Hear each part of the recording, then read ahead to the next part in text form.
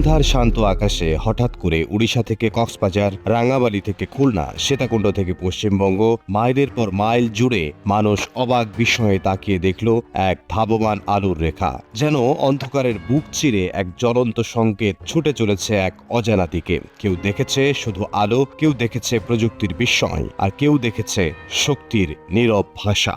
এই আলোর রেখা কেবল গতির চিহ্ন নয়, বরং আমাদের বর্তমান সময়ের সীমান্ত জুড়ে শক্তি প্রদর্শনের এক প্রতীকী রূপ, যেখানে ভৌগোলিক সীমানা মুছে গিয়ে পুরো আকাশটাই হয়ে উঠেছে কৌতূহল, ভয় আর অনিশ্চয়তার এক বিশাল ক্যানভাস, যেন আকাশের বুকে টানা এক সতর্ক বার্তা। কিন্তু প্রশ্ন হলো, সেই আলোর রেখা আসলে কি ছিল?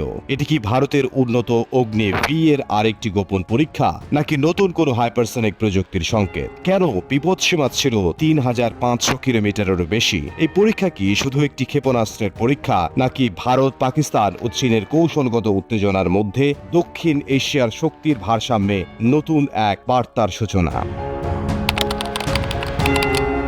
৮ মে ভারতের উড়িষ্যা উপকূলের ইন্টিগ্রেটেড টেস্ট রেঞ্জ এবং আব্দুল কালাম দ্বীপ থেকে এই রহস্যময় ক্ষেপণাস্ত্র উৎক্ষেপণ পরিচালিত হয়। এই দুটি স্থান ভারতের দীর্ঘদিনের স্ট্র্যাটেজিক মিসাইল টেস্টিং হাব। অগ্নি সিরিজের প্রায় সব বড় পরীক্ষায় এখান থেকে হয়েছে, কিন্তু এবার যা সবার নজর কাড়ে তা ক্ষেপণাস্ত্র নয়, বরং তার ঘোষিত উড্ডয়ন সতর্কতা অঞ্চল বা নোটাম নিয়ে, যেখানে আগেভাগে আকাশ সমুদ্রের নির্দিষ্ট অংশকে ঝুঁকিপূর্ণ ঘোষণা করা হয়। উৎক্ষেপণের আগে যে বিপদসীমা ঘোষণা করা হয়েছিল তা প্রায় ৩,৫০০ থেকে ৩,৫৬০ কিলোমিটার পর্যন্ত বিস্তৃত।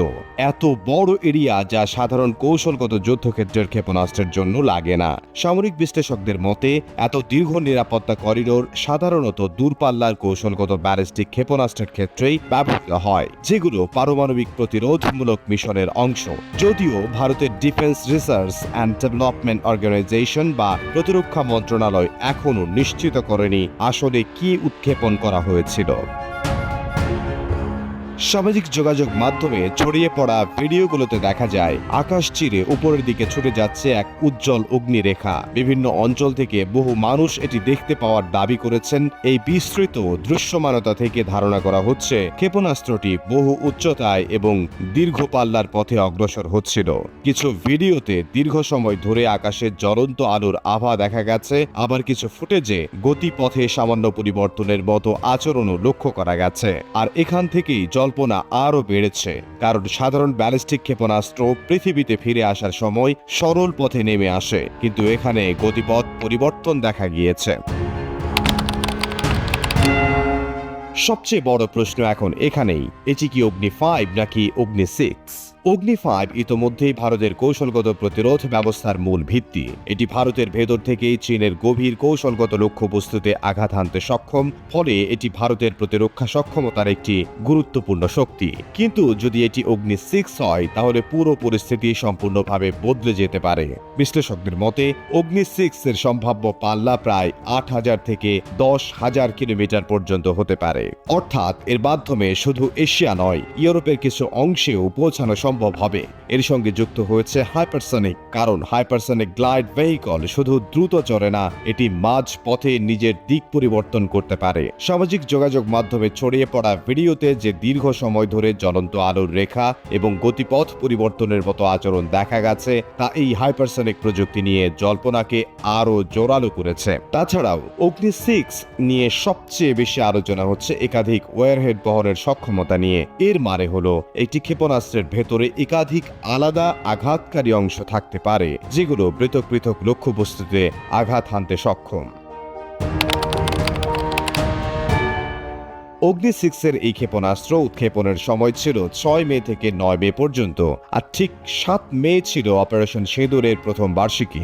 এই অপারেশন সিঁদুর ছিল এমন একটি সামরিক অভিযান যেখানে ভারত পাকিস্তানের অভ্যন্তরে এবং পাকিস্তান নিয়ন্ত্রিত কাশ্মীরে নির্ভুল লক্ষ্য ভিত্তিক হামলা চালিয়েছিল। এই অভিযানটি হয়েছিল পেহেলগাম এলাকায় সন্ত্রাসী হামলার পর, যেখানে ২৬ জন সাধারণ মানুষ নিহত হয়। এই প্রেক্ষাপটে দেখা গেল এই সময়ের মধ্যে একটি কৌশলগত ক্ষেপণাস্ত্র পরীক্ষা শুধু একটি সাধারণ সামরিক ঘটনা হিসেবে থাকে না, বরং এটি হয়ে ওঠে একটি প্রতীকী কৌশলগত বার্তা। বিশেষ করে পাকিস্তানের জন্য এই সময়কাল অত্যন্ত তাৎপর্যপূর্ণ, কারণ একই সময়ে সামরিক শক্তি প্রদর্শন এবং আগের সংঘর্ষের স্মৃতিকে সামনে আনা একটি শক্তিশালী রাজনৈতিক ও কৌশলগত বার্তা হিসেবে কাজ করে। ভারতের প্রধানমন্ত্রী নরেন্দ্র মোদী সম্প্রতি বলেছেন, সন্ত্রাসবাদ এবং আলোচনা একসঙ্গে চলতে পারে না। এই বক্তব্যের পর এমন একটি ক্ষেপণাস্ত্র উৎক্ষেপণ স্পষ্টভাবে ইঙ্গিত দেয় যে ভারত তার সামরিক নীতিতে পরিবর্তন আনছে। 2019 সালের বালাকোট বিমান হামলার পর থেকেই ভারতের নিরাপত্তা নীতিতে ধীরে ধীরে পরিবর্তন আসতে শুরু করে। সেই সময় থেকে সীমান্ত পার হয়ে প্রতিশোধমূলক হামলা এখন ভারতের কৌশলের একটি অংশ হয়ে উঠেছে। এখন সেই প্রচলিত আক্রমণাত্মক সামরিক নীতির সঙ্গে যুক্ত হচ্ছে আরও বড় একটি ধারণা, কৌশলগত প্রতিরোধ ক্ষমতা প্রদর্শন। অর্থাৎ শুধু তাৎক্ষণিক প্রতিক্রিয়া নয়, বরং দীর্ঘমেয়াদে শক্তির ভারসাম্য বজায় রাখার সক্ষমতাও একই সঙ্গে তুলে ধরা হচ্ছে। এই পুরো ঘটনার তাৎক্ষণিক লক্ষ্যভিত্তিক শ্রোতা পাকিস্তান হলেও এর আসল কৌশলগত বার্তা মূলত চীনের দিকে নির্দেশিত।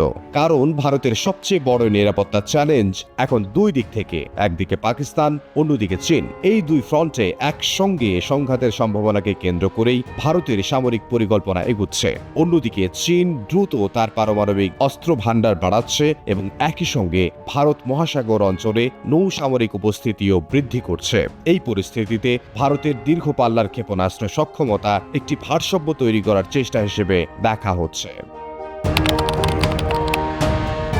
সবচেয়ে গুরুত্বপূর্ণ বিষয় হল, ভারত এখনো আনুষ্ঠানিকভাবে কিছুই নিশ্চিত করেনি। প্রতিরক্ষা গবেষণা সংস্থা কিংবা সরকার কেউই এই ক্ষেপণাস্ত্রের পরিচয় প্রকাশ করেনি। এই নীরবতা অনেক সময় ইচ্ছাকৃত কৌশলের অংশ হতে পারে, কারণ আধুনিক সামরিক নীতিতে সম্পূর্ণ তথ্য না দেওয়াও একটি শক্তিশালী কৌশল।